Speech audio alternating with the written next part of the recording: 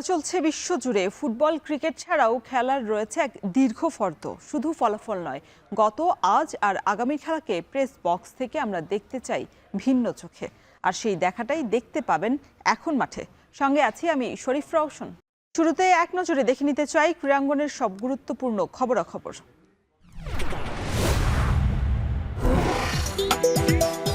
বাংলাদেশ জাতীয় ফুটবল দলের হেড কোচের নাম ঘোষণার আজ শেষ দিন হলেও এখনো অনিশ্চিত বাফুফে। এদিকে প্রথম বিভাগ ব্যাডমিন্টন প্রতিযোগিতার উদ্বোধনী অনুষ্ঠানে ক্রীড়া প্রতিমন্ত্রী আমিনুল হক জানিয়েছেন, কোচের নাম ঘোষণা হতে লাগতে পারে আরো 2-1 দিন। 230 জন কোচের সিভির মধ্যে বাফুফের করা সংক্ষিপ্ত তালিকায় এগিয়ে আছেন ওয়েলসের সাবেক কোচ ক্রিস কোলম্যান।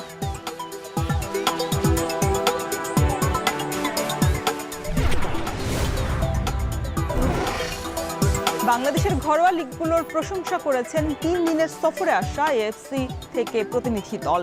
তবে ঘরোয়া ফুটবলের মাঠ, দর্শক খরা সহ নানা ইস্যুতে সমালোচনার মুখে পড়া বাফুফে শীঘ্রই সংকট সমাধানের পথ খোঁজার কথা জানিয়েছেন বাফুফের সহ সভাপতি ফাহাদ করিম।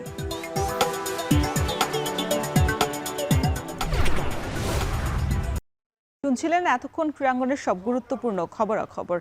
এখন আমরা ক্রীড়াঙ্গনের সবসময় ফুটবল বা ক্রিকেট নিয়ে আসলে আলোচনার শীর্ষে থাকে। আলোচনার শীর্ষে থাকবে না কেন? তাদের অর্জনটা আসলে বেশি, বা তাদের যে সুযোগ সুবিধা বা যেভাবে এগিয়ে চলেছে বাংলাদেশ ফুটবল দল, বিশেষ করে নারীরা এবং ক্রিকেট দলের নারীরাও। আসলে আমরা অন্য ফেডারেশন বা অন্য ইভেন্টের নারীদের নিয়ে তেমন একটা খোঁজখবর বা মাতামাতির যে বিষয়টা, সেটা খুব কম করে থাকেন দর্শকরা। কেন সেই মাতামাতির জায়গাটা পিছিয়ে আছেন অন্য ফেডারেশন, বিশেষ করে ভলিবল ফেডারেশনের নারী খেলোয়াড়রা? এই নিয়ে আজ আমাদের সাথে কথা বলার জন্য স্টুডিওতে উপস্থিত রয়েছেন বাংলাদেশ ভলিবল দলের খেলোয়াড় শম্পা আক্তার। আপনাকে স্বাগত এখন মাঠে। থ্যাংক ইউ আপু। বলছিলাম যে বাংলাদেশের একটা প্রেক্ষাপট হয়ে গেছে যে ফুটবল বা ক্রিকেটের বাইরে আমরা আসলে অন্য কিছু ভাবতে পারি না। যখন আপনারা ভলিবল আছেন, হ্যান্ডবল আছেন বা অ্যাথলেটিক্স আছেন, যারা ট্র্যাকে দৌড়ান, তাদের নিয়ে আসলে মাতামাতিটা সবসময় সারা বছর হয় না। হয়তো বা কোনো ইভেন্টে আপনারা যদি কোনো সাফল্য আনে নেন, তাহলে হয়তো বা কিছু সময়ের জন্য আমরা একটু চিন্তা করি বা একটু আপনাদেরকে ফ্রেম দেওয়ার চেষ্টা করি। এইটার কারণটা কি? অন্য ফেডারেশন নিয়ে কেন এত মানুষের আগ্রহের জায়গাটা কম? যেমন ফুটবল আর ক্রিকেটের কথা বললে তাদের হচ্ছে দীর্ঘদিন টুর্নামেন্ট থাকে, তারা অলওয়েজ ক্যাম্পের ভিতরে থাকে, ক্যাম্পিং চলে তাদের, যেটা আমাদের হচ্ছে অন্য ইভেন্টের হয় না। যেমন আমরা ভলিবল টুর্নামেন্ট খেলে আসলাম কিছুদিন আগে, তো হচ্ছে আমাদের ভলিবলের কথা যদি বলি, তো আমাদের টুর্নামেন্ট খুব কম। দেশীয় টুর্নামেন্ট এবং বাইরের দেশে যেসব টুর্নামেন্টগুলো আছে, এগুলো হচ্ছে আমাদের দেশে খুবই কম আয়োজন করা হয়, আর মেয়েদেরকে ক্যাম্পিংয়ে খুব কম রাখা হয়, যে কারণে হচ্ছে আমাদের অর্জনটাও কম আর আমাদের মিডিয়া ফ্রেমটাও কম। এজন্য হয়তো আমাদেরকে নিয়ে মাতামাতিটা কম হয়। তবে আমি মনে করি যে ফুটবল আর ক্রিকেটের মতো যদি হচ্ছে আমাদেরকে নিয়েও তারা হচ্ছে ঘরোয়া টুর্নামেন্টগুলো করে বা দেশের বাইরে যে টুর্নামেন্টগুলো আছে সেগুলোতে আমাদেরকে অংশগ্রহণ করায়, ইভেন আমাদেরকে যদি হচ্ছে ক্যাম্পিংয়ের ভিতরে রাখে, দীর্ঘদিন আমরা ক্যাম্প পাবো, আমরা ওইভাবে গড়ে উঠবো, তাহলে আশা করি যে ক্রিকেট ফুটবলের মতো আমাদেরকেও দেশে সবাই চিনবে। শম্পা আক্তার, আসলে ওই জায়গাটাতে যদি আন্তর্জাতিক টুর্নামেন্টের কথা ভাবি বা সাকসেসের কথা ভাবি, তাহলে তো একদম আমাদের প্রথম থেকে শুরু করতে হবে। সেটা যদি বলি ক্যাম্প, তারপরে ঘরোয়া টুর্নামেন্ট আয়োজন, তারপরে আসলে ইন্টারন্যাশনাল বা দ্বিপাক্ষিক সিরিজ যেগুলো খেলা হয়। আপনারা আসলে কোন স্টেজে আছেন এখন, যদি একটু প্রশ্ন করি এই মুহূর্তে? কারণ আপনারা স্বাধীনতার পর থেকে ভলিবল ফেডারেশন অনেক বছর পার করে ফেলেছে, তারা কোন স্টেজে আছে? আপনাদেরকে কোথায় নিয়ে যেতে পেরেছে তারা? এটা বললেই নয়, আগের যে ফেডারেশন ছিল তারা আমাদেরকে নিয়ে তেমন কোনো কাজ করেনি, এজন্য হচ্ছে আমাদের কোনো অর্জন নাই, সত্যি অর্জন নাই। তবে বর্তমানে যে ফেডারেশন আমাদের আছে, যেটা বর্তমানে আমাদেরকে নিয়ে কাজ করতেছে, তাদের জন্যই হচ্ছে আমরা মেয়েরা এগিয়ে আসতেছি, আমাদেরকে কেউ চিনতেছে। যেমন আমরা মালদ্বীপে খেলতে গেছিলাম 2025 সালের ডিসেম্বরে, তো আমরা সেকেন্ড রানার আপ হয়ে আসছি। সেকেন্ড রানার আপ হয়ে আসার পেছনেও কিন্তু অনেক কাহিনী আছে। তার থেকে বড় কাহিনী হচ্ছে যে যখন আমাদের আন্দোলনের পর আমাদের যে নতুন ফেডারেশন গুছিয়ে দিল, সেই নতুন ফেডারেশন কিন্তু আমাদেরকে নিয়ে কাজ করছে। তারা আসার পরে 3 মাসও যাইতে দেয়নি, মেয়েদেরকে নিয়ে তারা টুর্নামেন্টের ব্যবস্থা করছে, তারা হচ্ছে ঘরেও টুর্নামেন্ট খেলিয়েছে, যেমন আন্তঃজেলা, তারপর হচ্ছে ন্যাশনাল। ইভেন আমাদের ন্যাশনাল প্লেয়ারদেরকে এক জায়গায় করে বিকেএসপিতে দীর্ঘ 4 মাস তারা ক্যাম্পিং করাইছে। ইভেন আমরা মালদ্বীপে খেলতে গেছি, দেন আমাদের সেকেন্ড রানার আপ আমরা হয়ে আসছি হচ্ছে আফগানিস্তানের সাথে। আফগানিস্তান একটা ভালো টিম, সেই টিমের সাথে আমরা হচ্ছে লড়াই করে যে সেকেন্ড রানার আপ হয়ে আসছি, এটা আমাদের জন্য অনেক বড় অর্জন। আমি মনে করি যে বর্তমানে যে ফেডারেশন আছে, তারা যদি আমাদেরকে নিয়ে এভাবেই কাজ করে যায়, আমরা আরও ভালো কিছু দিতে পারবো বাংলাদেশ। মানে তারা রৌপ্য অর্জন করেছেন, সেটা আসলে আপনাদের প্রত্যাশার বাইরে ছিল না? মানে আরো একটু বেশি আকাঙ্ক্ষা ছিল যে হ্যাঁ আমরা স্বর্ণ পদকটাও আমরা জিততে পারতাম, তবে আমাদের কিছু যেমন আপনি বলছিলেন যে ঘরোয়া টুর্নামেন্টের যদি জায়গাটাতে আমাদের ফোকাস হতো, বা আমরা ইন্টারন্যাশনাল কোনো দলের সাথে যদি আমরা নিজেদের খেলার ওই জায়গাটাতে আরো একটু বেশি শক্তিশালী করতে পারতাম খেলতে খেলতে, কারণ যত ম্যাচ খেলবেন তত আসলে আপনাদের যে ভুল ত্রুটি সেগুলো বেরিয়ে আসবে। সেইটা কি আসলে আপনি বলছিলেন যে একটা ঘটনা আছে, কেন আমরা সেকেন্ড রানার্স আপ হলাম, কেন আমরা ফার্স্ট রানার্স আপ হলাম না, কেন বা চ্যাম্পিয়ন হলাম না? সব কিছুরই পেছনে একটা কাহিনী থাকে, তো আমাদের সেকেন্ড রানার আপ হওয়ার পিছনেও কাহিনী আছে। আমাদের যে টিমটা বর্তমানে আমরা ন্যাশনাল টিমে খেলতেছি, আমাদের 12 জন বা 14 জন নিয়ে আমাদের যে টিমটা আছে, টিমটা অনেক ভালো একটা টিম। আমাদেরকে হচ্ছে যদি টুর্নামেন্ট খেলানো হয়, যেমন আমরা যদি দেশীয় টুর্নামেন্টগুলোও খেলি, আমাদের দেশীয় টুর্নামেন্ট একদমই নাই। দেশীয় টুর্নামেন্টগুলোও যদি খেলি তাহলে আমাদের কি হবে, অভিজ্ঞতা বাড়বে। আমাদের যত আমরা হচ্ছে টুর্নামেন্ট খেলবো তত আমাদের অভিজ্ঞতা বাড়বে, তত আমাদের সাহস বাড়বে। আমরা বাইরের দেশে খেলার জন্য যে শক্তি মনোবল এটা আমরা তৈরি করতে পারবো। তো হচ্ছে আমরা চ্যাম্পিয়ন হইতে পারতাম, আমাদের লক্ষ্যই ছিল চ্যাম্পিয়ন হওয়া। আমরা চাইলে মালদ্বীপকে ইজিলি হারাইতে পারতাম। আমাদের ল্যাকিং ছিল কি, যে আমরা সেখানে যে আমাদের অবশ্যই ফল্ট ছিল কিছু, যে আমরা ঘাবড়াই গেছিলাম। দ্বিতীয়ত হচ্ছে আমাদের অভিজ্ঞতা কম, বাইরের দেশের প্লেয়ারদের সাথে খেলার অভিজ্ঞতাটা আমাদের একদমই ছিল না, টোটালি কম। সেই কারণে আমাদের হচ্ছে কি আত্মবিশ্বাসটা একটু কম ছিল। আমরা জানতাম যে আমাদের টিম হচ্ছে চ্যাম্পিয়ন হইতে পারবে। মালদ্বীপ, কিরগিস্তান, কাজাকিস্তান এদের সাথে জিতা আহামরি কিছু না। টেকনিক্যালি যদি আমরা খেলি আমরা অবশ্যই জিতবো, হাইট ম্যাটার করে না। টেকনিক্যালি যদি আমরা খেলতে পারি তাহলে হচ্ছে আমরা অবশ্যই জিতবো। তো আমি মনে করি আমাদের ক্যাম্পের বেশি প্রয়োজন। দেশীয় টুর্নামেন্ট, তারপরে হচ্ছে বিদেশের টুর্নামেন্ট, এগুলো যত বেশি আমাদের হবে আমাদের আত্মবিশ্বাস বাড়বে, আর আমরা ভালো রেজাল্ট দিতে পারবো বাংলাদেশকে। আপনি বলছিলেন যে গত ফেডারেশনের দায়িত্বে যারা রয়েছেন বা ছিলেন, তাদের সময় বর্তমান যারা কমিটিতে আছেন তাদের সময় আপনারা আসলে সুযোগ সুবিধা বলি বা যেটাই বলি না কেন, ম্যাচ খেলার যে প্রস্তুতি সবকিছু আসলে বেশি পাচ্ছেন, সেই তারতম্যটা মানে কতটা বেড়েছে? জাতীয় চ্যাম্পিয়নশিপ বিশেষ করে নারীদের সেটা ধারাবাহিকতা নেই, ক্যাম্পের ধারাবাহিকতা নেই, হয়তোবা কোনো বড় বড় টুর্নামেন্ট আসলে এনএসসি বা অলিম্পিক অ্যাসোসিয়েশন যদি সেই বরাদ্দ দেয় তাহলে আসলে তারা ক্যাম্প করতে চান বা আগ্রহ দেখান। এমনি তারা ফেডারেশনরা আপনাদের কি সুযোগ সুবিধা মান কি বাড়ালো? বর্তমান যে ফেডারেশনটা আছে সেটা আগের তুলনায় আমরা অনেক ভালো বলতেছি। কেন? আমরা হচ্ছে 2025 সালের ডিসেম্বরে মালদ্বীপ থেকে একটা টুর্নামেন্ট খেলে আসলাম নতুন কমিটি হওয়ার পর। ইভেন 4 মাস আমাদের গ্যাপ গেছে, এর ভিতরে আমরা আবারও মে মাসের 22 তারিখে হচ্ছে আমাদের নেপালে একটা টুর্নামেন্ট আছে, যেটা হচ্ছে championship, CAVA women's volleyball championship, ওইটা খেলতে যাচ্ছি। তো 4 মাস পর আরেকটা ইভেন্ট ধরছে। তো আমাদের মতে হচ্ছে আগের যে ফেডারেশন ছিল তারা আমাদেরকে বছরের পর বছর আমরা বাসায় বসে থাকতাম, আমাদের কোনো টুর্নামেন্ট ছিল না। হুট করে আমাদেরকে ডাকতো, বলতো যে হ্যাঁ তোমাদেরকে 1 মাসের জন্য ক্যাম্পিং দেওয়া হচ্ছে, তোমরা এখানেই প্র্যাকটিস করে তোমরা যাই খেলে আসো, আর হচ্ছে যে কোনো একটা রেজাল্ট নিয়ে আসো। এটা আমাদের উপরে প্রেশার থাকতো, আমরা কোনো রেজাল্ট কখনোই আনতে পারিনি। বাট বর্তমানে যে ফেডারেশন আছে তাদের দিক থেকে আমাদের প্রতি কোনো প্রেশার নাই। তারা বলছে তোমাদেরকে আমরা আগায় নিয়ে যাচ্ছি, তোমরা যাও, তোমরা প্র্যাকটিস করো, তোমরা হচ্ছে জিতে আসো বা না আসো এটা ম্যাটার করে না, তোমরা খেলে আসো, তোমাদের যে ভয় ভীতি এগুলো ভাঙো। এগুলো ভাঙতে ভাঙতে একসময় বাংলাদেশ অনেক ভালো একটা পর্যায়ে যাবে। তো আগের ফেডারেশন থেকে বর্তমান ফেডারেশন আমাদেরকে নিয়ে অনেক বেশি কাজ করতেছে, এর জন্য আমরা হচ্ছে অনেক প্রাউড ফিল করতেছি। আর হচ্ছে বর্তমান ফেডারেশনে যেমন এনএসসি থেকে আমাদের ক্যাম্পের ব্যবস্থা বা এনএসসি থেকেই যত আর্থিক সহযোগিতা করা হয় টুর্নামেন্টের জন্য, তো আমাদের হচ্ছে আমাদের যে প্রেসিডেন্ট আছেন বা আমাদের টিমের সাথে যারা আছে বা আমাদের ফেডারেশনে যারা আছে তারা অত্যন্ত ভালো মানুষ বর্তমানে আমরা পেয়েছি। যেমন আমরা হচ্ছে মে মাসের 20 তারিখে নেপালে খেলতে যাব, এর যত মানে আর্থিক সহযোগিতা মেয়েদেরকে বা থাকা খাওয়া বা আমাদের টেবিল যেগুলো সবই আমাদের জাহিদি ভাই আছে, উনি আমাদের এটা স্পন্সর করছে।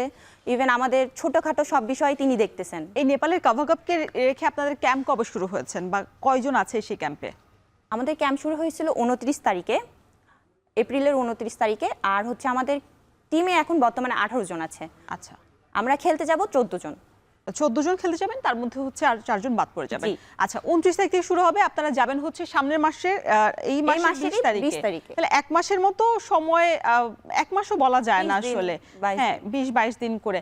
আপনি বলছিলেন আসলে কথার প্রেক্ষাপটেই কথা উঠছে, আপনি বলছিলেন যে গত ফেডারেশনের কর্মকর্তারা বা যারা দায়িত্বপ্রাপ্ত ছিলেন তখন তারা আসলে আপনাদেরকে হুটহাট করে 1 মাস আগেই ডাক কল দিতেন। এখানেও তো আমি খুব বেশি পরিবর্তন দেখছি না, সময়ের ব্যাপ্তি খুব বেশি নেই। আসলে হচ্ছে আমাদের এই টুর্নামেন্টটা আমাদের হচ্ছে ক্যালেন্ডার ওয়াইজ খেলা, তো বাংলাদেশে ক্যালেন্ডারটাকে আর কি ফলো করা হয় না, খুবই কম করা হয়। আর ফেডারেশনের আর্থিক অবস্থাও বেশি ভালো না। তো আমাদের যে জাহিদি ভাই উনি হচ্ছে কাভাতে যে উনি একটা জায়গা করে নিচ্ছে ওখানে, তো হুট করেই সেখানে আমাদের এই কাভা ওমেন্স ভলিবল চ্যাম্পিয়নশিপটা রাখা হয়েছে। তো উনি যেহেতু ওখানকার সদস্য হয়েছে কাভার, তো উনি ওখান থেকেই মানে মতামত নিছে যে না, আমার মেয়েরাও খেলবে, আমার মেয়েদেরকেও এটা খেলতে হবে, সেটা 20 দিন হোক বা 22 দিন হোক, তারা খেলুক, খেলে এসে তাদের ভয়টা কাটিয়ে আসুক। তো আমি মনে করি যে হচ্ছে 20 দিন, হ্যাঁ এটা স্বাভাবিক যে 20 দিনে কখনো কোনো টুর্নামেন্ট খেলা যায় না, বা শরীরের ব্যথা সারাইতেই তো 20 দিন 22 দিন লেগে যায়, 1 মাস লেগে যায়। সেখানে আমরা 22 দিন বা 20 দিন প্র্যাকটিস করে নেপালে খেলতে যাচ্ছি, এটা অনেক বড় বিষয়। তবে আমি মনে করব যে এইভাবে যদিও টুর্নামেন্টগুলো চালিয়ে রাখে, 20 দিন 22 দিন ম্যাটার করে না। আমাদের মেন্টালিটি সাপোর্ট যদি থাকে, আমরা যদি মনোবল পাই, বা আমরা যদি এভাবে খেলতে থাকি, তাহলে আমরা অনেক ভালো এগিয়ে যাব। আচ্ছা, এখন তো বর্তমানে আপনাদের যেটা ইউনিভার্সিটির মনে হয় কোনো টুর্নামেন্ট চলছে আপনাদের সেখানে, এই যে ঘরোয়া টুর্নামেন্টের পাশাপাশি যে ইউনিভার্সিটিগুলোর সাথে বা আমরা দেখি সার্ভিসের সাথে অনেক সময় আসলে খেলার আয়োজন করে থাকে, সেটা আসলে কতটুকু প্রভাব ফেলতে পারে জাতীয় দলে উঠে আসার জন্য? কারণ আমরা এখন দেখি না তৃণমূল থেকে ওইভাবে ট্যালেন্ট হান্ট, যেটা আপনি মনে হয় 2016 সালে উঠে এসেছেন যে প্রক্রিয়াতে, সেটা এখন ধারাবাহিকতা নেই। এই যে ধারাবাহিকতা ব্যর্থ হচ্ছে, এখানে আসলে কি মানে ভলিবলের যে চর্চা বা তৃণমূল যেই জায়গাগুলোতে, ওইটাই আসলে কি বাধা হচ্ছে কিনা? যেমন আমি হচ্ছে যখন ক্লাস 6-এ পড়ি, তখন আমি হচ্ছে, তখন 16 সাল, তখন আমি হচ্ছে একটা স্কুল থেকেই প্রথমত গেছিলাম। আমার কোচ বাবু স্যার, উনি হচ্ছে আমাকে দেখে পছন্দ করছিল, যেহেতু আমি হাইট লম্বা ছিলাম। তো তৃণমূল একটা হচ্ছে ক্যাম্পিং চলতেছিল, প্রতিভা অন্বেষণ বলতে পারি আমরা, সেটার মাধ্যম দিয়েই আমরা আসলে উঠে আসছি। তো আমার মতে এই যে প্রতিভা অন্বেষণ বা এই যে ছোট লেভেল থেকে যে প্লেয়ার তৈরি করা, যে কার্যকর ধারাবাহিকতাটা ছিল, এটা বর্তমানে নাই, টোটালি এটা নষ্ট হয়ে গেছে। বিধায় এখন কিন্তু ভলিবলে মেয়েদের সংখ্যা খুবই কম। আর ইউনিভার্সিটির যে গেমগুলো হচ্ছে, এগুলোর মাধ্যমে ন্যাশনাল টিমের প্লেয়ার নিয়ে আসা সহজ। কারণ কি, এগুলোর টুর্নামেন্ট যদি হয়, তাহলে আমাদের ফেডারেশনের যেসব কর্মকর্তারা আছে বা কোচেসরা আছে, তারা এখান থেকে চয়েস করতে পারে। কারণ অনেক লম্বা লম্বা হাইট আলাম প্লেয়াররা বা মেয়েরা আছে, তাদেরকে যদি ট্রেনিং করানো হয়, যেহেতু আমাদের বর্তমানে এখন একটা বেতন কাঠামোতে নিয়ে আসা হয়েছে, আমরা 1 লাখ টাকা করে পাচ্ছি, তো আমি মনে করি যে হচ্ছে সবাই আগ্রহ দেখাবে এখন আসতে। তো এইভাবে যদি দেশীয় টুর্নামেন্টগুলো হয়, ইউনিভার্সিটি গেম, স্কুল টুর্নামেন্টগুলা বা জুনিয়র লেভেল থেকে যদি আমাদের প্লেয়ার তৈরি করতে হয়, তাহলে আমাদের এইসব টুর্নামেন্টগুলো আমাদেরকে কন্টিনিউ করতে হবে। তাহলে হচ্ছে আমাদের অনেক প্লেয়ার বের হয়ে আসবে আশা করি। আপনি যে এলাকায় আছেন সেই এলাকার ভলিবল একটা কোর্ট তো লাগে, আর সেই জায়গায় ওই কোর্টটা, কারণ একটা প্লেয়ারের আসলে খুব বেশি খরচ না, একটা কোর্ট, একটা বল, একটা নেট হলে আসলে হয়ে যায়। ওই পর্যাপ্ত সুযোগ সুবিধাটা কি ফেডারেশন বা সরকার থেকে আসলে করে দেওয়া হয়েছে কিনা? আমরা দেখেছি যে জেলা প্রশাসকের আন্ডারে এইসব আসলে কার্যক্রম হয়ে থাকে। সেই সুযোগ সুবিধা আপনার এলাকার মানুষরা বা যাদের আগ্রহ আছে তারা পাচ্ছেন কিনা? আমাদের ভলিবলে তো বেশি কিছু লাগে না, একটা মাঠ, একটা নেট আর একটা বল হলেই হয়ে যায়। কিন্তু বিষয় হচ্ছে ভলিবলটা যেহেতু জনপ্রিয় না, তো মানুষের আগ্রহটা খুবই কম। তো আমার বাসা হচ্ছে পার্সোনালি রাজশাহীতে, আমার বাসা রাজশাহী, আমি রাজশাহীর মেয়ে। তো হচ্ছে সেখানে আমরা স্টেডিয়ামে প্র্যাকটিস করি। বর্তমানে আমি যখন রাজশাহীতে থাকতাম, এখন তো আমি ভার্সিটিতে পড়াশোনা করি, বিধায় হচ্ছে ঢাকায় থাকা হয়। আমরা যখন উঠে আসছি, তখন আমরা আমাদের রাজশাহী কলেজ বলে একটা মাঠ আছে, সেখানে আমরা প্র্যাকটিস করতাম। তো আমাদের প্র্যাকটিসের জন্য পার্সোনালিভাবে কোনো আলাদা মাঠ দেওয়া হয়নি কখনোই, বা সরকার থেকে বা জেলা ক্রীড়া থেকে আমাদেরকে যে কোনো একটা নেট দিবে বা বল দিবে, কখন আমরা পাইনি এটা। আমাদের যে কোচ ছিল খন্দকার মমিনুর রশিদ বাবু স্যার, ওনার পার্সোনাল, ওনার ওয়াইফ, ওনার শালাবাবু, এনারা আমাদেরকে বল গিফট করতো। আমরা বলতাম যে আমরা প্র্যাকটিস করবো, আমাদের বল নাই, আমাদেরকে বল দিলে ভালো হয়। পর আমার কোচের ওয়াইফ, মানে এনারা আমাদেরকে বল দিত। নেটের বিষয়টা হচ্ছে আমরা নেট কখনোই পাইনি যে জেলা থেকে দিবে, কখনো দেয়নি আমাদেরকে। আমরা হচ্ছে নিজেরা পার্সোনালিভাবে টাকা তুলে নেট কিনতাম, নাহলে আমাদের কোচই আমাদেরকে স্পন্সর করতো, আমরা সেখানে প্র্যাকটিস করতাম। আমাদের প্র্যাকটিসের জন্য নেট লাগানোর জন্য তো বার দরকার, আমাদের কোনো বার ছিল না। আমরা বাস দিয়ে নেট লাগিয়ে পরবর্তীতে আমরা ওই নেটেই খেলতাম। মানে খুবই গরিবের মতো খেলাধুলা করছি। বর্তমানে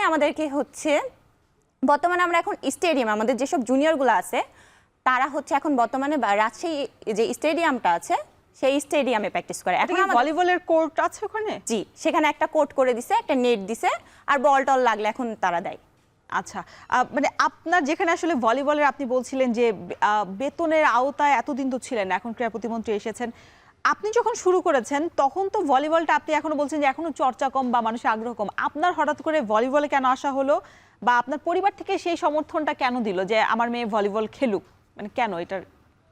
আসলে ভলিবল কি জিনিস সেটা জানতাম না, ছোট ছিলাম, বুঝতাম না।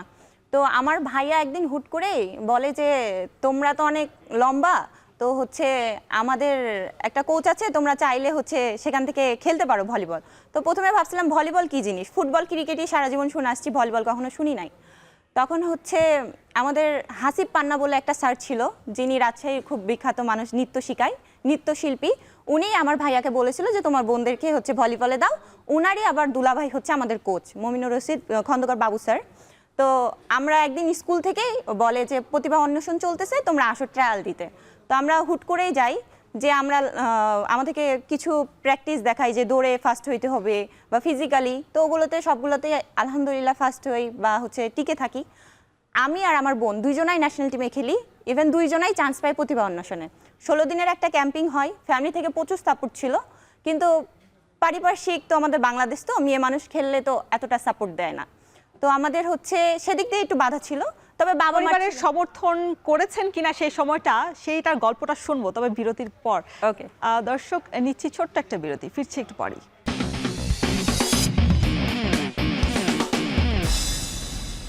দেখছেন এখন মাঠে। দর্শক, আমরা কথা বলছিলাম বাংলাদেশ ভলিবল দলের হালচাল নিয়ে, কি অবস্থা।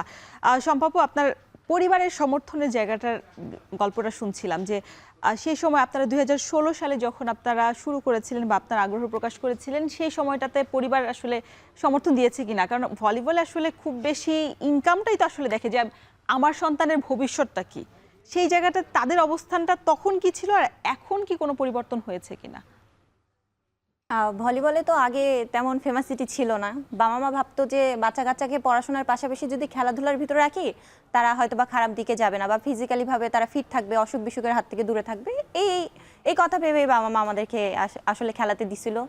আর ভাগ্যক্রমে আমরা ন্যাশনাল টিমে ঢুকে গেছি, কারণ আমরা পরিশ্রম করছি, সাথে আমাদের কোচরা পরিশ্রম করছে, আর বাবা মার সাপোর্ট ছিল অনেক বেশি। না হলে আমরা উঠে আসতে পারতাম না, কারণ আমরা যেসব জায়গায় থাকি, যেমন আমি রাজশাহী সদরেই থাকি, আশেপাশের মানুষের মানে কটু কথা অনেক বেশিই থাকে, যে হ্যাঁ আমি এই মানুষ হয়েই খেলতে যাচ্ছে।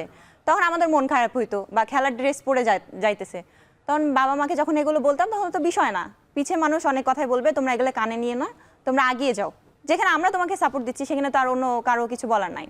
দেখা যায় যে খেলাধুলাতে অনেক সময় বাবা মাও আসতে দেয় না। এই 10 বছরে কি তাদের দৃষ্টিভঙ্গি কিছুটা পরিবর্তন হয়েছে? অবশ্যই দৃষ্টিভঙ্গি তাদের অবশ্যই পরিবর্তন হয়েছে, কারণ যখন আমরা ন্যাশনাল টিমে ঢুকি প্রথম, আমি 23 সালে প্রথম ন্যাশনাল টিমে ঢুকেছি। আমি হচ্ছে ন্যাশনাল ক্যাম্পে 19 সালে চান্স পাইছিলাম, বাট তখন ঢুকতে পারিনি, কিন্তু 23 সালে আমি নেপালে খেলতে গেছিলাম প্রথম, তখন ঢুকি। তারপর থেকে বাবা মার দৃষ্টিভঙ্গি আর কি চেঞ্জ হয়েছে, কারণ তাদের মেয়েরা বাইরের দেশে যাচ্ছে, খেলছে, দেশকে রিপ্রেজেন্ট করছে, আশেপাশের মানুষ তখন ভালোভাবে নিচ্ছে বিষয়টাকে, যে না মেয়েরা বিদেশে যায়, খেলতে যায়। সেদিক থেকে হচ্ছে মানে বাবা মার সাপোর্টটা অনেক বেশি। আর এখন তাদের দৃষ্টিভঙ্গি চেঞ্জ হয়েছে আরও, কারণ একটা আমরা বেতন পাচ্ছি, যেটাতে আমার নিজেরও হেল্প হচ্ছে, ফ্যামিলিগতভাবে আমি হেল্প করতে পারছি, বাবা মার কোনো সমস্যা হলে সেটা সমাধান করতে পারছি। তো তাদের দৃষ্টিভঙ্গি এদিক থেকে চেঞ্জ হয়েছে। বেতনের কথা যেহেতু আপনি বলেছেন, তাহলে ওইটা নিয়ে একটা প্রশ্ন করতে হয় যে আমিনুল হক যখন ক্রীড়া প্রতিমন্ত্রী এই ইয়াটা চালু করেছেন, বেতন ভাতা খেলোয়াড়দের, সেখানে বলেছেন যে 4 মাস অন্তর অন্তর তারা আসলে এই জিনিসগুলো তারা সার্ভে করবে, দেখবে খেলোয়াড়দের অবস্থানটা কি। যদি এক জায়গাতে থাকে তাহলে আসলে পরিবর্তনটাও হবে খেলোয়াড়দের নামের।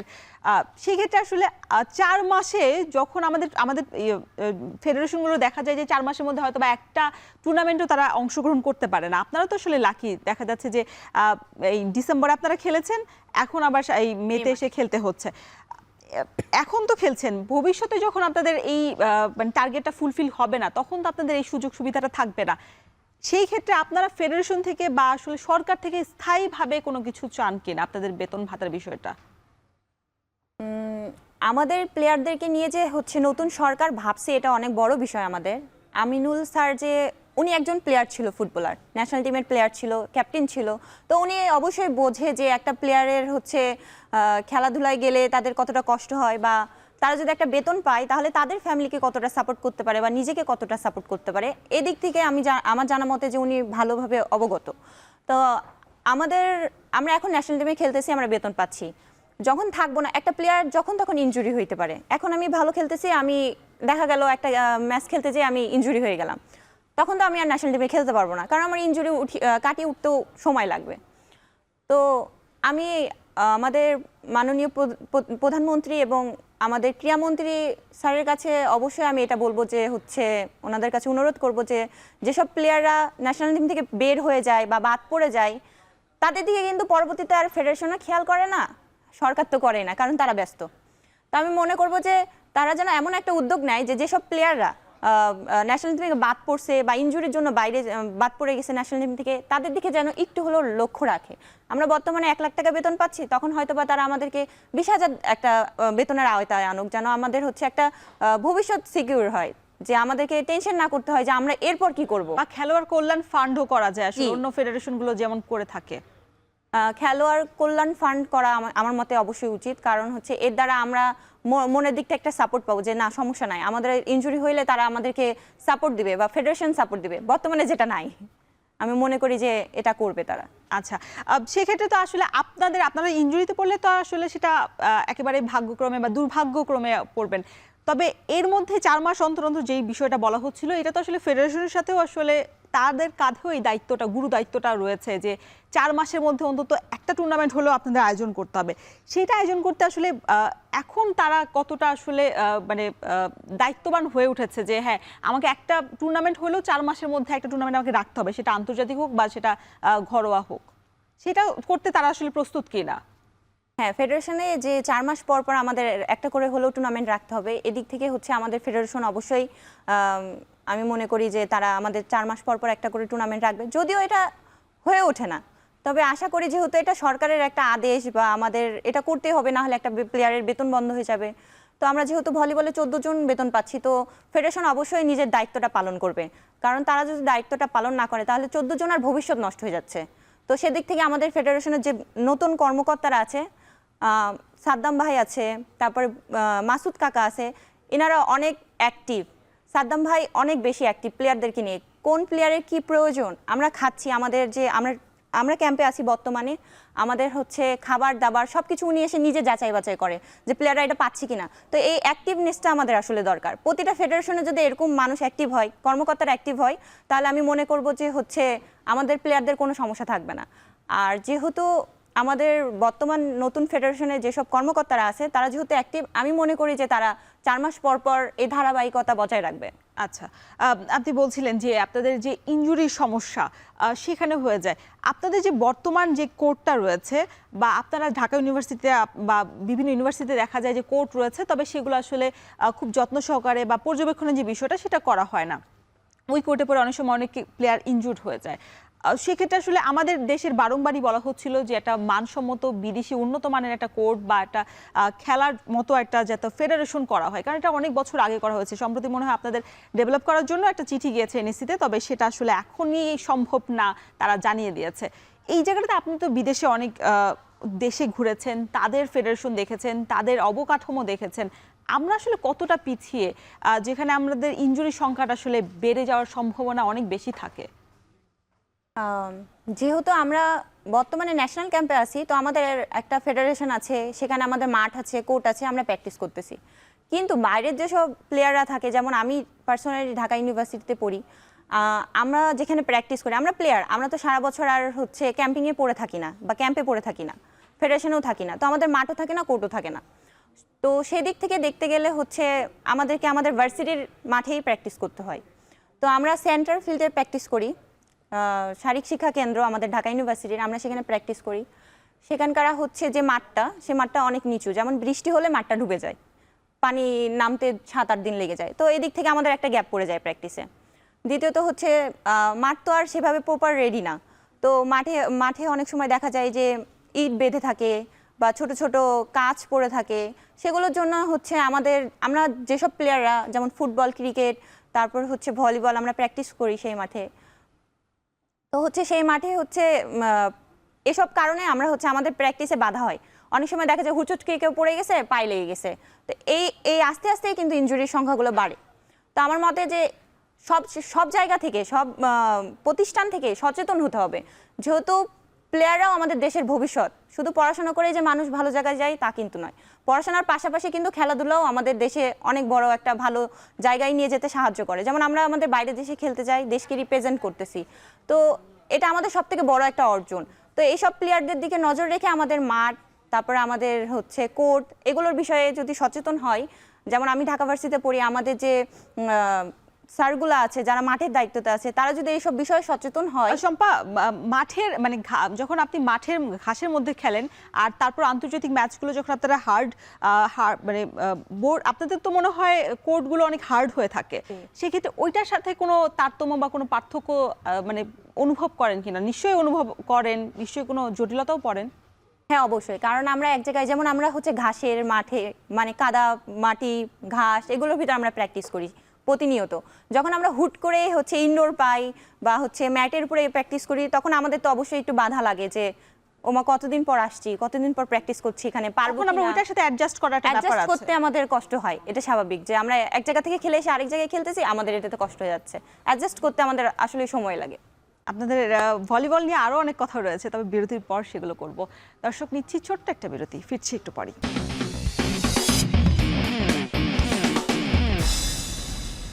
দেখছেন এখন মাঠে। আমরা কথা বলছিলাম বাংলাদেশ ভলিবল ফেডারেশনের সংকট নিয়ে। শম্পা, কথা বলছিলাম যে ইউনিভার্সিটিগুলো তো আপনারা মাঠে প্র্যাকটিস করেন, তবে সেখানে কোর্ট নেই, তবে আমাদের ফেডারেশনে যে কোর্টটা রয়েছে সেটাও কি আসলে আপনাদের জন্য আসলে সঠিক কিনা? কারণ ওই কোর্ট যেভাবে খেলা হয়, আপনারা যখন ইন্টারন্যাশনালি আপনারা অন্য জায়গায় খেলতে চান, বিশেষ করে মালদ্বীপের মতো জায়গায় বা অন্য কোনো দেশে, তখন ওই স্ট্যান্ডার্ডটা কি মেনটেন করা হয় কিনা? কারণ আমাদের দেশে তো ওইটা, তখন আপনারা হোঁচট খান কিনা সেটা বলতে চাচ্ছি। বাইরের দেশে যেসব কোর্টগুলো থাকে এগুলো অবশ্যই ভালো, উন্নত মানের, তাদের ম্যাটগুলো উন্নত মানের। তারপরে হচ্ছে ওয়েদারের জন্য, যেমন আমরা যখন প্র্যাকটিস করি অতিরিক্ত আমাদের গা ঘামে বা হচ্ছে অতিরিক্ত গরমে অনেকে অসুস্থ হয়ে পড়েছেন, আমি দেখেছি। তো হচ্ছে বাইরের দেশে এসির ব্যবস্থা আছে, তো সে দেশের মানে কালচারটা অনুযায়ী মানে আপডেট, আমাদের দেশের থেকে অবশ্যই তারা আপডেট। আর আমরা বর্তমানে যে কোর্টে বা মাঠে প্র্যাকটিস করতেছি, তো অনেক সময় দেখা যায় যে আমাদের প্র্যাকটিস করতে করতে পা ধরে যায়, দৌড়াচ্ছি পা ধরে গেছে, জাম্প করতেছি পা ধরে যাচ্ছে। এটা হওয়ার কারণ হচ্ছে আমাদের যে কোর্টের ভিতর যে ম্যাটটা আছে, যেটার ভিতর আমরা প্র্যাকটিস করি, সেটা আসলে উন্নত মানের না। এর জন্যই হচ্ছে, বা অনেক সময় মেয়াদ উত্তীর্ণ আপনারা ম্যাটেও প্র্যাকটিস করতে হয় অনেক সময় অনিচ্ছাকৃতভাবে। হ্যাঁ এরকম তো থাকেই যে ম্যাটটা অনেক দিন হয়ে গেছে, ওটাই চলতেছে, সেটার কোনো উন্নত নাই বা হচ্ছে সেটা চেঞ্জ করতেছে না, ওটাতেই খেলাচ্ছে, এটা হয়, বর্তমানে এটাই চলতেছে। আচ্ছা, এই টার্ফে। আচ্ছা, আপনাদের একটু কোর্ট থেকে আমরা যদি একটু বলি, আপনারা ক্যাম্পে তো অনেকদিন ধরে থাকতে হয় আসলে। যদি বছরের অর্ধেকটা যদি ক্যাম্পে থাকেন, তাহলে অর্ধেকটা সময় আপনারা নিজ বাসায় বা অন্যান্য জায়গায় থাকেন। সেই জায়গায় আপনারা যে খাদ্যাভ্যাস, এই বিষয়টা, ওই জায়গাটা কি মেনটেন করা হয়? বা আপনারা যখন ক্যাম্পে আসেন, সেই খাদ্যাভ্যাস বা পুষ্টি যেটা আপনাদের একজন খেলোয়াড়ের প্রয়োজন, সেটা কি ফেডারেশন ফুলফিল করতে পারে? একটা প্লেয়ার হিসেবে আমাদের পুষ্টিকর খাবারটা অনেক বেশি ইম্পর্ট্যান্ট। আর আমরা বাসাতে যেটা খাই সেটা তো বাবা মা থাকে, আমাদের টেক কেয়ারটা অনেক ভালোভাবে করে। তবে ফেডারেশনে থাকলে এক একজনের এক এক চাহিদা, যেমন আমি এটা খাই না ও ওটা খাবে, ও ওটা খাচ্ছে না ও ওটা খাবে, এরকম প্লেয়ারদের আর কি থাকে। তো ফেডারেশন থেকে যথেষ্ট চেষ্টা করে আমাদের পুষ্টির যেন ঘাটতি না হয়, এজন্য হচ্ছে আমাদেরকে, যেমন আমাদের প্র্যাকটিসের গ্যাপে গ্যাপে আমাদেরকে খেজুর দেওয়া হয়, জুস দেওয়া হয়, তারপরে হচ্ছে কেক ব্রেড যা যা থাকে আমাদেরকে তারা দিয়ে আমাদের যেন আমরা হচ্ছে খিদা না লাগে। আমরা যেহেতু দীর্ঘ অনেক সময় 3 ঘন্টা 4 ঘন্টা প্র্যাকটিস করি, খিদা লাগাটা স্বাভাবিক, তো তারা সেদিক থেকে আমাদের সেই পুষ্টির বিষয়টা খেয়াল রেখে তারা আমাদের খাবারের ব্যবস্থা করে। সকালবেলা উঠে যে আমাদের দুধ ডিম রুটি সেটার ব্যবস্থা করে, রাত্রে ঘুমাতে যাওয়ার আগে যে দুধ খেতে হয় বা একটা ফল খেতে হয়, তারপরে দুপুরে লাঞ্চের পর যে আমরা হচ্ছে ফল খাবো, এগুলো সব কিছুর ব্যবস্থা আমাদের ফেডারেশন থেকে আমাদের জন্য করে। তো আমার মতে যে আমি বাসাতে যে পুষ্টিটা পাচ্ছি সেটা ফেডারেশনে আসার পর আমার গ্যাপ হয় না, কারণ ফেডারেশন সেটা আমাদেরকে দিচ্ছে, বাসার থেকে আমরা এখানে ভালো পাচ্ছি। আচ্ছা, বাসা থেকে আপনারা ভালো পাচ্ছেন। আচ্ছা, একটু স্বাস্থ্যকর পরিবেশের কথা বলতে হয়। আমরা দেখেছি যে বাংলাদেশ ফুটবল ফেডারেশনের নারীরা দীর্ঘদিন ধরে তাদের ক্যাম্পে থাকে। যখন ইন্টারন্যাশনাল কোনো ম্যাচ হয়, ক্রিকেটের ক্ষেত্রেও সেটাই হয়। তখন দেখা যায় যাদের সামর্থ্য আছে তারা হয়তো বা 5 স্টার 4 স্টার হোটেলে রেখে তাদেরকে ক্যাম্পে করা হয়। আর যাদের সামর্থ্য নেই তারা আসলে বিকেএসপিতে রেখে করা হয়। আপনারাও বিকেএসপিতে দীর্ঘদিন ধরে ক্যাম্পের ব্যবস্থা করেছিলেন। তবে ফেডারেশনের স্বাস্থ্যকর যে পরিবেশটা আপনার কাছে, আপনি তো অনেকদিন ধরে আসলে রয়েছেন, আমি যখনই গিয়েছি তখন আমার কাছে একটু অস্বাস্থ্যকর মনে হয়েছে। আপনার কাছে কি কখনো এই জিনিসটা মনে হয়েছে বা ম্যানেজমেন্টকে কি কখনো বলেছেন কিনা যে এই জায়গাটাতে আসলে উন্নতি করা দরকার, ডেভেলপ করা দরকার? এটা আসলে গুড পয়েন্ট। এগুলো তো সাধারণত বলা হয় না। আমাদের যে ফেডারেশনটা সেটা হচ্ছে, যেমন আমাদের অস্বাস্থ্যকর পরিবেশের ভিতরে আমাদের টয়লেটটা বেশি, আমি মনে করি। একটা প্লেয়ারের স্বাস্থ্য তখনই আর কি বজায় থাকে যখন তাদের ওয়াশরুম, গোসলখানা বা ডাইনিং এগুলো পরিষ্কার থাকে। তো অনেক সময় দেখা যায় যে আমরা প্র্যাকটিসের ভিতর আছি, হুট করে এই নিচতলার ওয়াশরুমটা ইউজ করতে গেলাম, তো সেখানকার ওয়াশরুমটা যাই দেখি যে নষ্ট। তারপরে হচ্ছে আমাদের উপরের হচ্ছে ওয়াশরুমগুলো, এগুলো অনেক পুরাতন হয়ে গেছে, অনেক ওয়াশরুমের হচ্ছে যে ফ্লাশগুলো আছে এগুলো ভেঙেও গেছে। তো আমার মতে যে এগুলো খুবই অস্বস্তিকর আমার কাছে পার্সোনালি মনে হয়। আপনাদের অনিচ্ছাকৃতভাবেও থাকতে হচ্ছে। মানে কখনো ম্যানেজমেন্ট বা যারা দায়িত্বে আছেন, আপনি বলছিলেন যাদের কথা, তারা কি আসলে খোঁজ খবর রাখেন না এগুলো, নাকি আপনাদের যে মানে উপর দিক দিয়ে যে খাবারের ব্যবস্থা যেটা সামনে দেখা যায় সেটার খোঁজ খবরই বেশি রাখতে বেশি ব্যস্ত সময় পার করেন তারা? আমার মতে ওনারা যেভাবে আমাদের খাবার বা আমাদের প্র্যাকটিসের খোঁজ খবর রাখছে, আমার জানার মতে যে আমাদের এইসব দিকগুলোতে আরও বেশি খোঁজ খবর রাখা উচিত। যেমন আমাদের যেসব রুমে থাকি, সেই রুমগুলো বৃষ্টিতে ভিজে ভিজে থাকে না, যে কি ওয়াল থেকে ঘষে ঘষে পড়ে, সেম সেই পরিস্থিতির ভিতর আমরা থাকতেছি। বিরক্ত তো লাগে, রুমে কালার করা নাই, কালার নষ্ট হয়ে গেছে। দেখা যায় যে হচ্ছে আমাদের বেডশিটটা অনেক পুরনো, সেটা ইউজ করতে হচ্ছে। তারপরে হচ্ছে মশারিগুলো ছিঁড়ে গেছে, দুই একটা নতুন। যেমন অনেক সময় আমি আপনাকে একটা অভিজ্ঞতার কথা শেয়ার করি।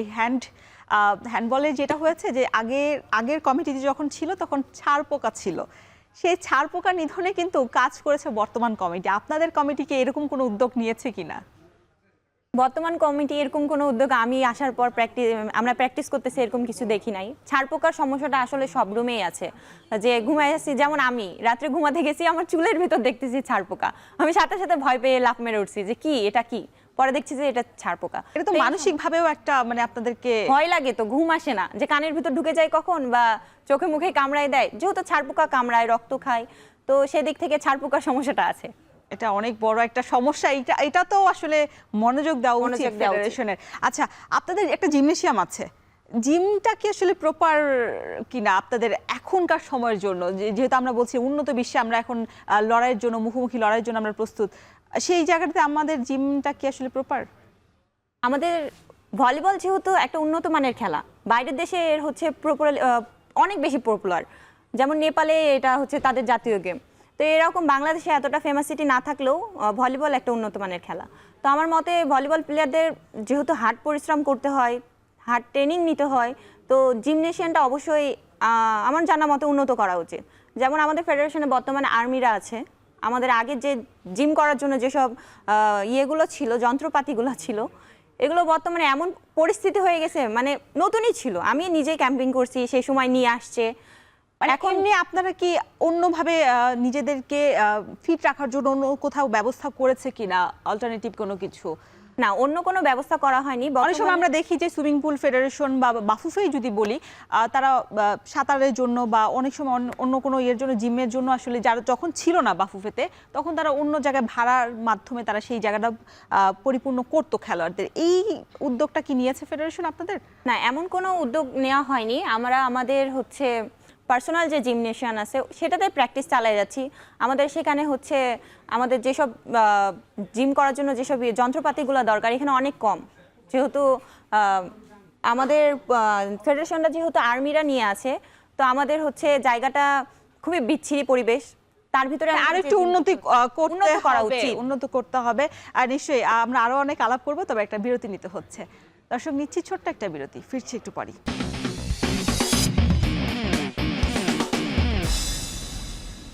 আরো একবার স্বাগত এখন মাঠে। সম্ভাব্য যেটা কথা বলছিলাম যে আপনাদের বিভিন্ন ফেডারেশনে বিভিন্ন সমস্যা রয়েছে, সমস্যা তো আসলে থাকবে, কারণ সবগুলো ফেডারেশনই আর্থিকভাবে যে সংকটে আসলে জর্জরিত, সেটা আসলে অনেকটাই নির্ভর হয়ে থাকে সরকারের দিকে। সেই জায়গায় আপনাদের একটা আমরা শুরুর দিকে সম্ভবত নতুন কমিটি যখন এসেছিল, তখন আমরা একটা প্রতিবেদন করেছিলাম যে আপনাদের পুরুষদের তুলনায় আপনাদের টিএ বিল বা আপনাদের যে হাত খরচে যে টাকাটা, অর্থটা, সেটা কম দেওয়া হয়। সেটা ক্রীড়া মন্ত্রণালয় থেকে দেওয়া হয় কম, নাকি ফেডারেশনই আসলে নির্ধারিত করে দেয়? কোন জায়গায় আসলে কারা আসলে এই এই ডিসিশনগুলো নিয়ে থাকে? যেহেতু আমি প্লেয়ার, তো আমি ফেডারেশনেরই কথা বলবো, যেহেতু তারাই আমাদেরকে টিএ বিলটা দেয়। 25 সালে যখন আমরা হচ্ছে এর আগে কিন্তু আমরা সমান তালে একই পাইতাম, 250 টাকা করে আমাদেরকে টিএ বিল দেওয়া হতো। বর্তমানে নতুন ফেডারেশন হওয়ার পর থেকে আমাদের এই 250 টাকা থেকে আমাদের হচ্ছে টিএ বিলটা বাড়ছে। যেমন আমরা 25 সালে যখন নেপাল মালদ্বীপে খেলতে গেলাম, তখন আমাদের টিএ বিল ছিল 400 টাকা, আর ছেলেদের ছিল তখন হচ্ছে 500 টাকা। মানে একই টুর্নামেন্টে যাওয়ার আগে? না, ছেলেদের হচ্ছে বাংলাদেশে টুর্নামেন্ট ছিল, আমাদের বাইরের দেশে মালদ্বীপে টুর্নামেন্ট ছিল। তো তখন আমাদেরকে দেওয়া হয়েছে টিএ বিল 400 টাকা, তাদেরকে দেওয়া হয়েছে 500 টাকা। তো আমি মনে করব যে এটা ফেডারেশন চাইছে বিদায় হয়েছে। ফেডারেশন চাইলে আমাদেরকেও 500 দিতে পারতো। আর ফেডারেশন যদি চাইতো যে না আমরা হচ্ছে, এবং আমরা এমনও শুনেছি যে ফেডারেশনের নিজস্ব কোষাগার থেকে, নিজস্ব ফান্ড থেকে তারা বাড়তি টাকা দিচ্ছে ছেলেদেরকে। আমি তাদের এই গভীর কথাটা আমি বলতে পারবো না, কারণ এই বিষয়টাই আমি জানি না যে তারা পার্সোনালিভাবে ফেডারেশনের কোষাগার থেকে ছেলেদেরকে টাকা দিচ্ছে। আমার জানা মতে মেয়েদেরকে যেহেতু 400 টাকা করে দিচ্ছিল, তো ছেলেদেরকেও 400 টাকা করেই দিতে পারতো। তাহলে এখানে হচ্ছে আমরা যেহেতু এখন এই বিষয় নিয়ে কথা বলছি, তখন হয়তো বা এই বিষয়টা নিয়ে আর কথা বলতে হইতো না। তো আমি মনে করবো এটা ফেডারেশনের লোকরা এটা দায়ভার। সেটা তো গত বছরের কথা বলা হচ্ছিল, এখনো কি এই বছর কি এমন ভাবে চলছে? আপনারা তো অনেকদিন ধরে ক্যাম্প করছেন। না, এই বছরে সেভাবে চলতেছে না। এই বছরে আসলে আমাদেরকে সমান চোখে এখন দেখা হচ্ছে। সেই সময় তারা কেন এটা করছে আমি জানি না। বর্তমানে আমাদের টিএ বিলটা 500 টাকা করেই তারা রানিং করছে আর কি। আচ্ছা, এই সময়ে এসে 500 টাকাটাও কি আসলে যথেষ্ট কিনা? যদিও আসলে বিভিন্ন ক্যাম্প শুরু হওয়ার আগে, বিশেষ করে এসএ গেমস শুরু হওয়ার আগে, যখন এই বছর এসএ গেমসটা শুরু হচ্ছিল, আপনারা অনেকদিন ক্যাম্পও করেছেন, আপনাদের টাকাটা এনএসসি দেওয়ার কথা ছিল, তবে সেটা তারা দেয়নি এবং ফেডারেশনও পায়নি। তখন কি আপনারা পুরো টাকাটা পেয়েছিলেন কিনা, বা তখন কত টাকা পেয়েছেন এবং সেটা যথেষ্ট ছিল কিনা আপনাদের জন্য একদিনের হাত খরচের জন্য? যেহেতু আমরা হচ্ছে ফেডারেশনের দায়িত্বেই থাকি, তারাই খাবার দাবার দিচ্ছে, আমাদের সব যা যা কিছু প্রয়োজন ফেডারেশন থেকে যেহেতু বহন করছিল, তো আমাদের টিএ বিলটা যেটা, সেটা আমাদের জন্য আমি মনে করবো যে ইনাফ। কারণ বাংলাদেশে বা আমাদের ফেডারেশনের এখনও এতটাও সামর্থ্য হয়ে ওঠেনি, তাদের পার্সোনালিভাবে আমাদেরকে যেটা দিচ্ছে সেদিক থেকে আমি মনে করবো যে আমাদের জন্য যথেষ্ট ছিল। বা সরকার আর একটু বাড়তে পারে কিনা? সরকার তো সম্ভব না। সরকার হচ্ছে চাইলে বাড়াতে পারতো, কারণ এগুলো তো আর ফেডারেশন কি করবে, তারা কর্মকর্তা, তাদেরকে যা দেওয়া হচ্ছে তারা সেটা নিয়ে আমাদেরকে আগে নিয়ে যাচ্ছে। ইভেন আমাদের ফেডারেশনের যা টাকা আছে সেটা তারা হচ্ছে ফেডারেশন থেকে তুলে আমাদেরকে দিচ্ছে, দিয়ে হচ্ছে আমাদেরকে আগিয়ে নিয়ে যাচ্ছে যে অল্প হোক বাট তোমরা আগিয়ে যাও। আমাদেরকে সরকার না দিক, বাট আমাদের যতটুকু আছে আমাদের সামর্থ্য থেকে তোমাদেরকে ততটুকু দিচ্ছি, তোমরা সেইটুকু নিয়ে আগায় যাও। তো আমি মনে করবো যে ফেডারেশন আমাদের জন্য অনেক বেশি করতেছে। আর সম্ভব একটু বৈষম্যের কথাই যদি আসে, আপনি তো বৈষম্য যখন আগস্টে বৈষম্য আন্দোলনে ছিলেন, আপনি সেই জায়গা থেকে ফেডারেশন অনেক সময় অনেক বৈষম্য হয়, বিশেষ করে ক্লাব পর্যায়ে হয়, যে ছেলেদের হয়তো বা বিভিন্ন লিগ হচ্ছে, বিভিন্ন চ্যাম্পিয়নশিপের ধারাবাহিকতা যে বিষয়টা আমরা দেখে থাকি, যে টুর্নামেন্টগুলো ধারাবাহিকভাবে হচ্ছে, তবে নারীদের কথা হয়তো বা ভুলেই গেছে যে নারীরাও এই ফেডারেশনে আছে, এই একটা অংশ। এটা আসলে ক্লাবে বিশেষ করে দেখা যায়, কারণ ক্লাব থেকেই তো আসলে আপনার আর্থিক যে স্বাবলম্বী হওয়ার যে বিষয়টা, সেটা আপনারা পেয়ে থাকবেন। সেখানে তো ক্লাবই আসলে আপনাদের নিয়ে কোনো কাজ করার কোনো মানসিকতা রাখে না। ক্লাব আসলে আমাদেরকে নিয়ে কাজ করার মানসিকতা না রাখার কারণ হচ্ছে, যেমন ছেলেদের টিমে আর্মি টিম আছে, নেভি টিম আছে, পুলিশ, বিজিবি, এভরিথিং, অনেক যেসব আমাদের বাহিনী টিমগুলো আছে, সেসব বাহিনী টিম থেকেই প্লেয়ার তৈরি হয়ে আসে, আর তাদেরকে নিয়ে এই টুর্নামেন্টগুলো হয়। তো বর্তমানে আমাদের নারীদের যে বিষয়টা টুর্নামেন্টের, যেমন আমাদের নারীদের দুটা হচ্ছে ক্লাব আছে, একটা হচ্ছে আনসার, একটা হচ্ছে পুলিশ। তো এই দুটা টিমেই শুধু খেলে, তাছাড়া হচ্ছে জেলা টিম। এজন্য হচ্ছে মানে ফেডারেশনেরও সার্ভিসের কেন, নৌবাহিনী, সেনাবাহিনী কেন তারা এই কার্যক্রমটা করে না নারীদেরকে নিয়ে? আসলে নারীদের রেজাল্টও নাই, তারপরে হচ্ছে ভলিবলে যেহেতু মেয়ের সংখ্যা কম, তারপরে হচ্ছে ভলিবলে মেয়েদের কোনো লাইফ নাই বা লাইফ সিকিউর না, এজন্য হচ্ছে তারা আমাদেরকে নিয়ে কাজ করে না। তবে বর্তমানে আমরা যে বেতন পাচ্ছি, এরপর থেকে আমি শুনতেছি আর কি, ফেডারেশন থেকেও সবাই বলতেছে, নেভি থেকে, আর্মি থেকে, এয়ারফোর্স থেকে অফার আসতেছে যে তারা জব দিয়ে মেয়েদেরকে নিতে চাচ্ছে। কারণ এখন ভলিবলের একটা লাইফ আছে, তারা একটা বেতন পায়, এখন সবাই আগ্রহ করবে ভলিবলে আসার জন্য। এজন্য হচ্ছে আগে যেই বৈষম্যটা ছিল, বর্তমানে সরকারের বেতন দেওয়ার পর সেই বৈষম্যটা কেটে গেছে। এখন আমি মনে করি যে মেয়েদের লাইফটা সিকিউর হবে, কারণ আর্মি, পুলিশ, নেভি যখন সরকারি চাকরি দিয়ে নিবে, তখন মেয়েরা অবশ্যই আগ্রহ দিয়ে আরও বেশি আসবে।